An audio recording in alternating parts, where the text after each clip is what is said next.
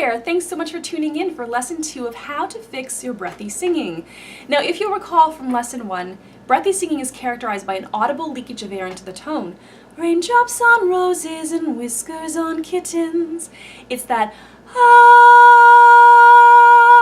unfocused kind of tone. Now, we can certainly use breathy tones for the occasional artistic effect, but for the most part, breathy singing is not the most efficient or effective means of using and resonating our instruments. So if you have not watched lesson 1, I would strongly encourage that you put this video on pause now and go and watch that, because in that first lesson, I outlined a number of possible reasons, technical and otherwise, why we might be experiencing breathiness in our singing tones. And I think it's really important for us to understand that this can be a really complex issue. And sometimes in training, oftentimes in training, we need to take a look at the breathy voice from a number of different angles in order to determine how best to go about correcting the breathy tones. Now, because I've already dedicated an entire video to outlining the possible reasons for breathiness in our singing tones, I want to jump right into the practical solutions today. And spoiler alert, supporting more is not always the solution. I'll get to that in a moment. Now, before I jump into offering you the practical exercises and tools, I want to give you a couple suggestions. They're sort of prerequisites for improving our breathy singing. The first of which has to do with developing awareness of the fact that our tones aren't necessarily as clear and focused as they otherwise could be. So the fact that you're watching this video today, maybe you're watching it for yourself, or maybe you're a singing teacher or a choir master who's watching this video on behalf of your students or choir members, suggests to me that you're aware of the breathiness that's present in your tone.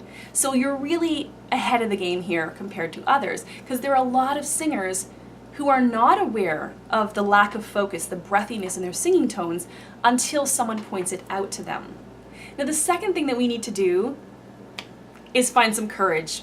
Because when we're accustomed to singing with these habitually breathy tones, and then we begin to clean up those tones, the sound now has a lot more presence. It's a little more commanding. It's bolder. Now, this isn't to suggest that all clear tone singing is necessarily loud. In fact, we also need to learn to be able to sing quietly with a clear, focused tone. But for singers with habitually breathy singing, these cleaner, crisper tones seem almost brazen. And that can kind of be intimidating, especially for those of us who guard our sounds a little bit, because now those tones have more presence, which means that they're noticed a little bit more by the audience. And that can be a little bit scary. So we have to give ourselves permission to make some bolder sounds. Now, if you recall from lesson 1, the reason why we have airiness in our singing tones is because there's a little space between the vocal folds. The vocal folds aren't fully coming together or approximating. And so through that little space, we've got some air that leaks into our vocal tracts, which creates turbulent noise that we perceive as breathiness or airiness. And so singers who are learning to fix their breathy singing need to learn to be able to find a better balance and coordination in closing their glottis while they're singing. And so I love to start by just drawing attention to that mechanism. So just drawing our attention, putting our focus on this opening and closing mechanism can be very, very beneficial. So what we're going to do is we're going to start by gently expelling some air from our lungs. It's going to be very, very gentle, not forceful. And while we do that, we're going to rapidly open and close our glottis. And we're going to let the vocal folds come apart and come back together really rapidly. And it's going to sound like a series of clicks or little mouse coughs, all right? And I'm going to try to exaggerate this just a little bit so that the mic on the camera can pick this up.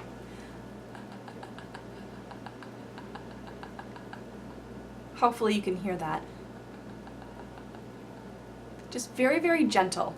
Now, I am actually aware of the mechanism. I can't feel the vocal folds themselves coming together per se because we actually don't have any nerve endings and therefore no proprioception on the edges of the vocal folds. But I can feel that opening and closing mechanism. I'm aware of those muscles doing some sort of work inside my throat to be able to open and close that glottis. And that's just a place where we want to start. Now, the first practical solution that I want to offer you today entails coupling our speaking and singing voices. Now, for some reason, a lot of singers have it in their heads that speaking and singing are two completely different things. Well, this is my speaking voice, and it has no place whatsoever over here with my singing voice. And it's kind of silly, really, because both speech and song are created with the same instrument. The only substantial difference here is that we have to enhance certain aspects of how we use or how we play that instrument to meet the heightened demands of song.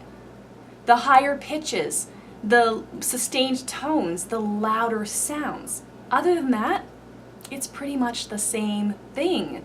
And most of us speak with clear tones. We don't have breathy tones when we're speaking. And so sometimes using that coordination that we have in speech and bringing that over into song can really be helpful.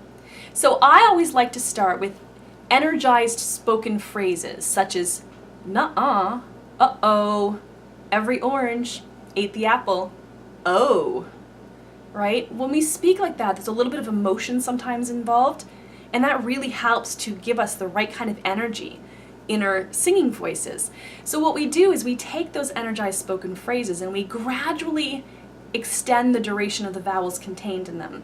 So we take, let's say, oh, like you just realized something, a light bulb just went off, right? Oh, oh, oh, oh. Now see how I didn't get airy and breathy? I kept that energy like, whoa, I just realized something really amazing. Or using ah, I get it now, right? Ah, ah, ah. Right? And hear how my inflection went up a little bit each time, and yet the tone remained clear. Because here I'm not thinking singing, right? I'm just extending my speech.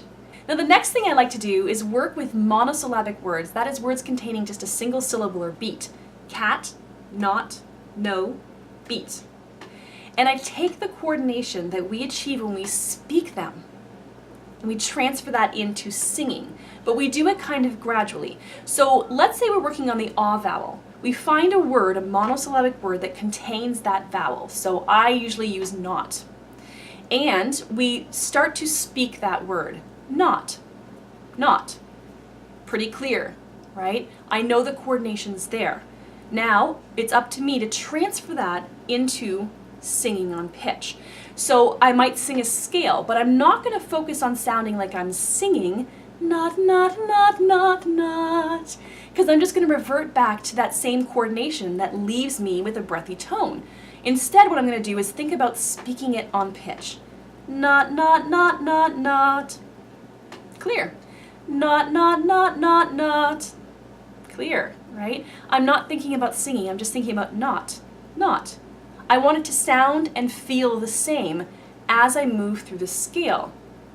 And that's a really, really good place to start. And we would do the same thing with any other vowel that we're working on. I'm going to find a word. So let's take the word no, for example. We want to work on the O vowel. No is great because we can have this sort of, like you're scolding someone. No, no, no, no, no. No, no, no, no, no. Nice and clear. Again, there's a little bit of emotion, a little bit of energy in that sound, in that word when we're speaking it, that we can just transfer into our singing. So the next thing that I do is take these monosyllabic words and gradually extend the duration of the vowels contained in them. So we go back to that original scale, and let's say we'll use the word not. Not, not, not, not, not. So again, I have that speech-like coordination, not, not, not, all right? And then I remove some of those ends, the ends in the middle. Not. But I'm not singing ah, I'm thinking not. I'm thinking the word not. Just like when I said oh, how that vowel gets elongated, that's all I'm doing here, right? Sticking with speech for now. Not. And then we remove that T at the end. Not. And then we remove that initial N. Same coordination, ah, right? Nice and clear. Now, in the same category of coupling our speaking and singing voices is what I like to call speak singing. I've spoken about this concept in a couple previous videos. It's one of my favorite tools to use. Essentially, with speak singing, all we're doing is speaking the words of the vocal phrase, but on pitch. And we're removing all of the stylistic elements, all of the little sing-songy affectations that we tend to like to add that tend to contribute to our breathy tones. All we're focused on here is maintaining the same coordination that we have in speech. We're focused on the speech-like qualities as well as really clear diction, as though our every word needs to be heard very clearly, which tends to lead to some twanginess for me. There are days when I feel so afraid I can hardly remember to breathe. There are days when I feel so afraid I can hardly remember to breathe. Right? See how it's just like speech, and I'm not getting airy with the sound. And eventually what I do is I try to start adding a little bit more style, a little bit more emotion to the sound. But I first start with that coordination of speech. I first start at a place functionally where my instrument is working the way that it's designed to work. And that brings me to one of my other favorite tools for cleaning up my own tone, and that is twang. Twang for me has been my vocal lifesaver. And whenever I'm having issues with under-energized singing, with breathiness in my tone, I go to twang and I have my go-to exercise that I use, and as soon as I sing that exercise, things start coordinating more effectively, and I'm able to transfer that coordination into the songs that I'm working on. So I have a couple videos on twang already that you're welcome to check out after this, actually maybe 3 videos, and this is one of the exercises that I've described in previous videos, but it works for me like a charm every time. Nya, nya, except that I can't play it. Nya, nya, nya, nya, nya, nya, nya, nya, nya. Nya, nya, nya, nya, nya, nya, nya, nya, nya. Nya, nya, nya, nya, nya, nya, nya, nya, nya. And it's just easy for me to get that nya, nya, nya every time. Unfortunately, it looks as though I'm out of time for today. I have a lesson coming up in probably less than a minute. So I need to wrap up this video, but I do have a couple more solutions for breathy singing that I would love to share with you in a separate video now. So please, in the meantime, click the thumbs up button and consider subscribing to this channel so that you'll be notified when I do get that next video up. Thanks for watching.